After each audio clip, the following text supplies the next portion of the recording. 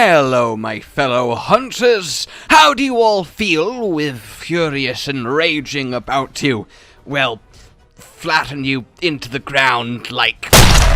about being literally, completely immortal, unkillable gods! Because today I have just the build for that, just the thing, and I know previously, right, I had the early Iceborne Immortality build that, you know, let you stand AFK against Sinoga forever.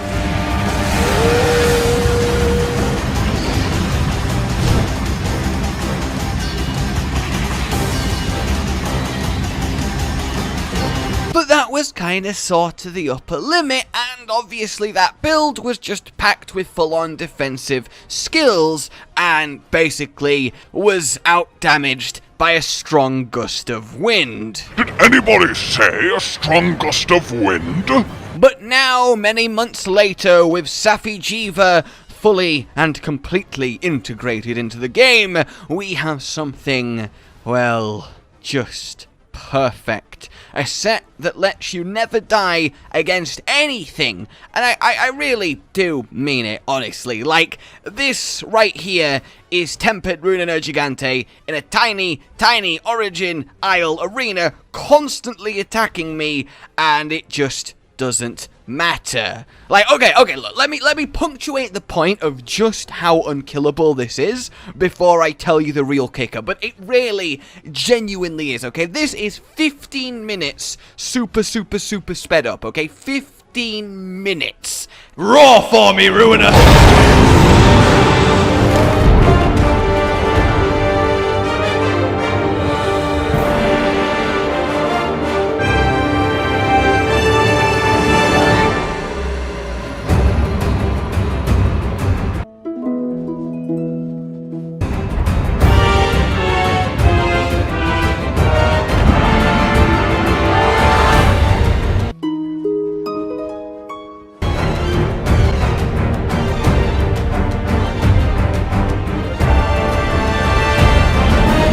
So yeah, defensively, I think we can say that it's pretty much sound.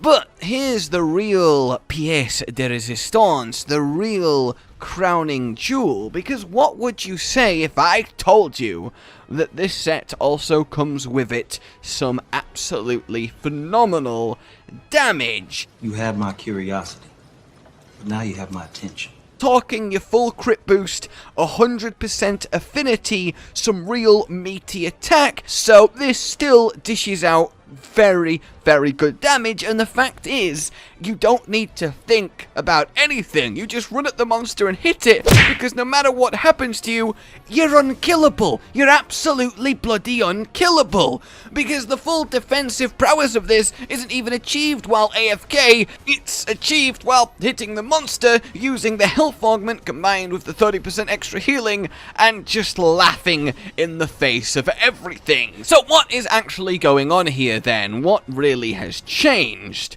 Well, the addition chiefly is, of course, Safi'jiiva weaponry. So what we are working with is thus an attack increase, because we know we need to get our raw from somewhere, because we have very little amplifiers otherwise. 2 lots of sharpness, because a little bit of purple is great, because I'm choosing to go with sleep, which lets us get ourselves a lovely tasty wake up hit multiple times a hunt. And to be fair, 20 hits of purple is very hefty on a greatsword, so this works out nicely. The defense 6, of course, because, you know, we're trying to be immortal here, so we want as much defense as humanly possible, and we end up with 95 on the weapon, which is just phenomenal, and that's through that defense 6 and a level 3 defense augment, giving us an extra level 3 divine blessing, and then the health augment to top it off. The weapon, of course, also having Valhazak essence, so we don't have to use a second Valhazak piece, which is what really opens this up to being so vastly improved over the original model.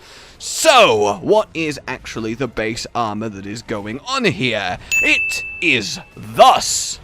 We have ourselves the Safi'jiiva helmet, maximum slottage, get that bit of crit boost, the Garuga Greaves, because they are just too valuable. Now, technically, I had the Safi legs because the Safi armor has the tied highest just raw defense on it, so that was fairly helpful, but it's just not worth losing that little bit of extra oomph.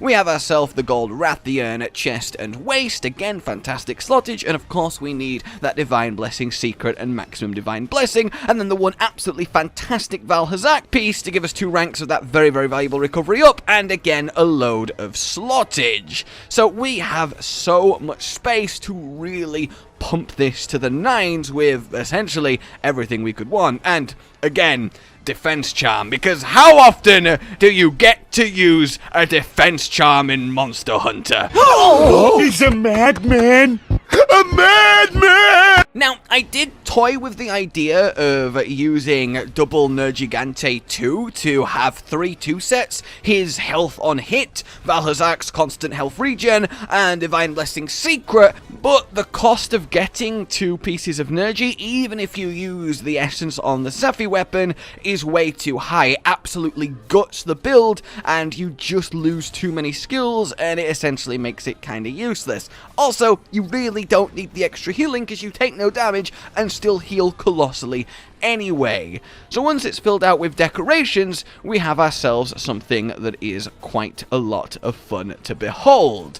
The 2 points of focus, which is all you need as a greatsword, and as much as I love having 3, because, you know, it just feels a tiny bit better, 2 is the optimum amount, and of course, if you're using any other weapon, and again, choose whichever Safi weapon you want, Sleep or Blast probably are your 2 main options, but it does work with all of them. Just make sure you have Valhazak Essence, and then even the other 4 slots are very customizable. So of course, we have our triple health skills sorted out, making maximum use of that, and then we finish off critical boost, finish off weakness exploit, finish off defense boost, which we do really need. I very much tried this with or without it, and it makes a colossal difference to the survivability. That extra % increase on defense, coupled with making sure your armor is fully upgraded and augmented, is the difference between this being fairly kinda tanky and you literally can't die. So it is needed, so defense boost, you know, you are a valuable part of a set! It's been 84 years. And then, of course, level 7 critical eye. Or at least it would be if I had either a tenderizer or a critical boost with fucking bloody health boost so I could replace the vitality with an expert jewel. But that's not gonna happen. It's not happened yet, and I don't see it ever happening, because why would... Other than that, though, pretty damn spot on. And of course, over to your Palico, because he Pally goes and finishes this build off. I feel like I'm the one that needs to Palico after that. You want, of course, your Health Wasp on him, and those extra little top-up deliveries means that you have that extra blanket of safety, though it isn't strictly needed. You can kind of do what you want with him. I've got the sleep weapon on just to complement having the greatsword. So, there you have it, guys. This really is probably... my favorite set that I've made, as much as I like just cookie cutter DPS greatsword. The fact of the matter is here, you are beyond tanky, nigh invulnerable. You have to really put in a very focused effort to actually cut here, and if it wasn't for bleed kind of sort of bypassing your defenses, really, I wouldn't have even got below 50% health at any point. And then the fact that on top of that, you can comfortably kill, and yes, you're not going to be breaking speedrunning records, but, you know, 8 minutes was my fastest, which isn't exactly a snail's pace for a Tempered Ruiner, it really isn't, but even if you go up to like 15 minutes, that's still not the longest time in the world when, you know, you are gaining the impossibility of failure. So, generally, this is where it's at, and if any of you were looking at Furious or Raging with any kind of trepidation, I suggest putting this lovely collection of equipment on and laughing at their meager attacks. Much like I did back with the original one at Shara's so-called ultimate ability.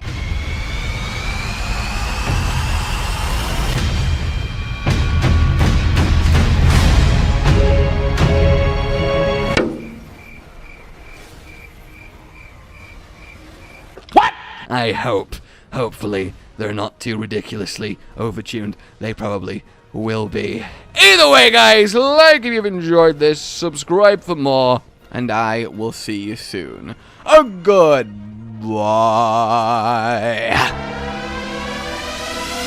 Rage Gaming with the video float. But that's all that's really relevant at the mo, but I'm still gonna leave this up so you patrons know that I love you even though the outro's no longer that kind of relevant. But the new one's being worked on and it's gonna be a truly badass song, and don't worry, I won't be doing any rapping on it.